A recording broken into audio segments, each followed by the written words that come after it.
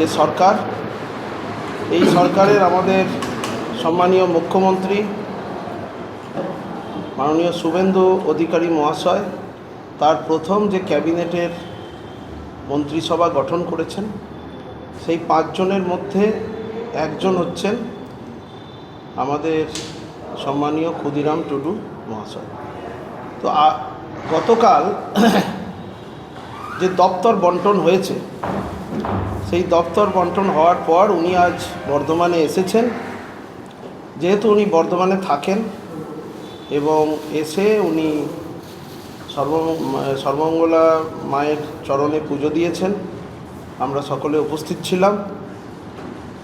এরপরে উনি দপ্তর বন্টন এবং মন্ত্রিসভার বিষয়ের যে বার্তা, সেই বিষয়ে আপনাদের সঙ্গে সাংবাদিক সম্মেলন করে সেই বিষয়ে কিছু বার্তা দেবেন।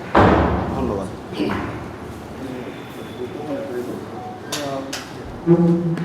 আর এর সঙ্গে আমাদের সঙ্গে রয়েছেন শিবরাম হাসদা, আমাদের রাজ্য এসটি মোর্চার সহসভাপতি।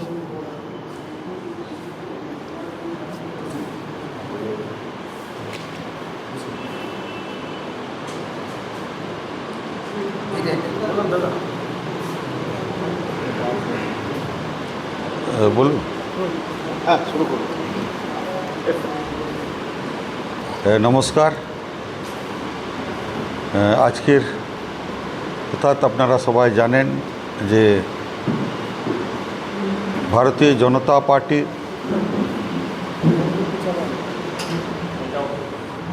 নতুন সরকার পশ্চিমবাংলায় পথ চলা শুরু হয়েছে। সেই ভারতীয় জনতা পার্টির যে মন্ত্রিসভা গঠন হয়েছেন আমাদের মাননীয় মুখ্যমন্ত্রী সম্মানীয় শুভেন্দু অধিকারী মহাশয়, তাছাড়াও আমরা 5 জন ক্যাবিনেট মন্ত্রী হিসেবে আমরা শপথ নিয়েছি। সেই 5 জন ক্যাবিনেট মিনিস্টারের মধ্যে থেকে আমি একজন। এবং গতকালকে আপনারা সোশ্যাল মিডিয়াতে আপনারা দেখেছেন যে আমাদের 5 জনকে আমাদের দপ্তর বন্টন করা হয়েছে। যে দপ্তরগুলোর মধ্যে আমাকে দেওয়া হয়েছে সেই দপ্তর ট্রাইবেল ডেভেলপমেন্ট ডিপার্টমেন্ট, অর্থাৎ তপশিলি উপজাতি উন্নয়ন। দ্বিতীয় হচ্ছে BCW অর্থাৎ ব্যাকওয়ার্ড ক্লাসেস অনগ্র সম্প্রদায়। থার্ড হচ্ছে সংখ্যালঘু বিষয়ক এবং মাদ্রাসা এডুকেশন। এই 4টি দপ্তর আমাকে দেওয়া হয়েছে এবং আগামী দিনে আমি এই 4টি দপ্তরেই কাজ যাতে করে সুচারুরূপে অর্থাৎ ভালোভাবে সম্পন্ন হয় তার জন্যে আমি চেষ্টা করব। এবং এই বিষয়ে সরকারও আমরা সবাই মিলে সরকার থেকে প্রত্যেকটি দপ্তর আমরা ডেভেলপমেন্ট করব।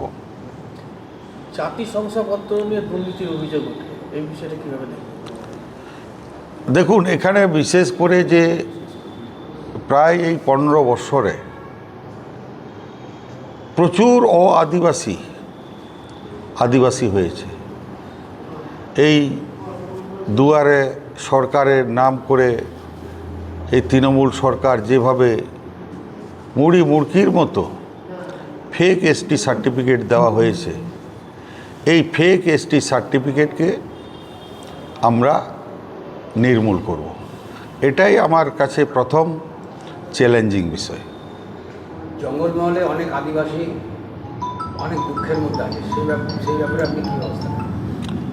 জঙ্গলমহলের আদিবাসী মানুষজন বিভিন্ন সমস্যার মধ্যে আছে। কারণ ওখানে এখনও পর্যন্ত পানীয় জলের ভীষণ সমস্যা, রাস্তাঘাটের সমস্যা এবং যেটা হচ্ছে হোস্টেল, আদিবাসী যে হোস্টেল, সেই হোস্টেল এই বিগত যে সরকার, এই সরকার টোটালিভাবে বন্ধ করে দিয়েছে।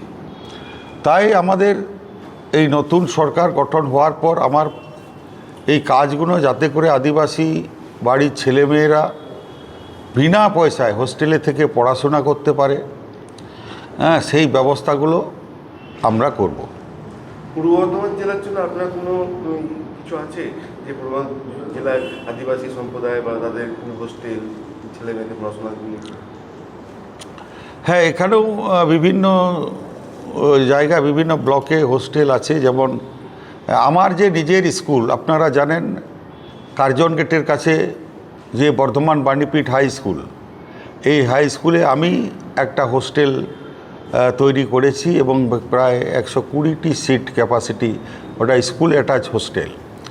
সেই রকম অনেক হোস্টেল আছে, সেই হোস্টেলগুলো যাতে করে খুব সুন্দরভাবে চলে, হ্যাঁ, সেইটা নিয়ে মেনলি বিশেষভাবে আমি দেখি। বাঁকুড়া এইসব জায়গার আদিবাসীরা ম্যাক্সিমাম চলে যাচ্ছে আমরা টাটা বা ঝাড়খণ্ডের দিকে কাজে, যেহেতু ওখানে কোনো শিল্প নেই, সেক্ষেত্রে কিছু নতুন কিছু আমরা নতুন সরকার গঠন হওয়ার পর আমরা এখানে যে শিল্প, আমরা এই তো সবে শুরু হলো, কারণ প্রায় 5 বছর বিভিন্ন সেখানে শিল্প স্থাপন করার জন্য আমরা আমাদের যিনি অনারেবল সিএম, তিনি কেন্দ্রীয় সরকারের যারা মন্ত্রী সেই দপ্তরে তাদের সাথে কথা বলবেন এবং আগামী দিনে পশ্চিমবাংলায় শিল্প হবে এবং আমাদের পশ্চিমবাংলার যে ছেলেমেয়েরা তারা এখানে তাদের কর্মসংস্থান হবে। সংখ্যালঘু দপ্তর পেয়েছেন, মাদ্রাসা দপ্তর পেয়েছেন, এখানে সংখ্যালঘু এবং মাদ্রাসাদের জন্য কি ভাবছেন? হ্যাঁ, সংখ্যালঘু এবং তাদের যে মাদ্রাসা দপ্তর, যেগুলো ধরুন আমরা বিগত দিনে দেখেছি বিভিন্ন অবৈধভাবে যদি কোনো মাদ্রাসা চলে, সেগুলো আমি বাতিল করে দেবো। আপনি রানীবাগ থেকে নির্বাচিত হয়েছে, কিন্তু ওইখানের যারা আদিবাসী আছে তারা প্রচুর প্রবলেমে আছে, সেই ব্যাপারে কী চিন্তা ভাবনা করছেন? আমার বিধানসভার যে আদিবাসী মানুষজন আছে, ওখানে আমি বললাম যে ওখানের আদিবাসী গ্রামগুলোতে মেনলি হচ্ছে পানীয় জলের সমস্যা। আমার প্রায় ওখানে 20টি অঞ্চল আছে এবং ম্যাক্সিমাম অঞ্চলে আদিবাসী সম্প্রদায়ভুক্ত। সেখানে এই রাস্তাঘাট, পানীয় জল, এটা তারা প্রথম আমার কাছে ডিমান্ড করেছে। আমি এই কিছুদিনের মধ্যেই সেখানে যাব এবং যাতে করে প্রত্যেকটি বাড়িতে পর্যাপ্ত পরিমাণে আদিবাসী মানুষজন জল পায় তার আমি ব্যবস্থা করব। সংখ্যালঘুদের উন্নয়নের জন্য কি ভাবছেন?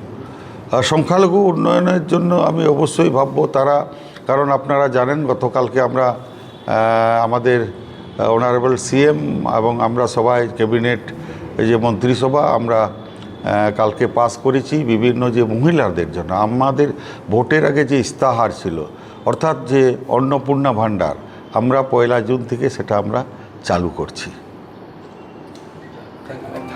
আপনি কি বর্ধমানে থাকবেন না রানীগঞ্জে থাকবেন?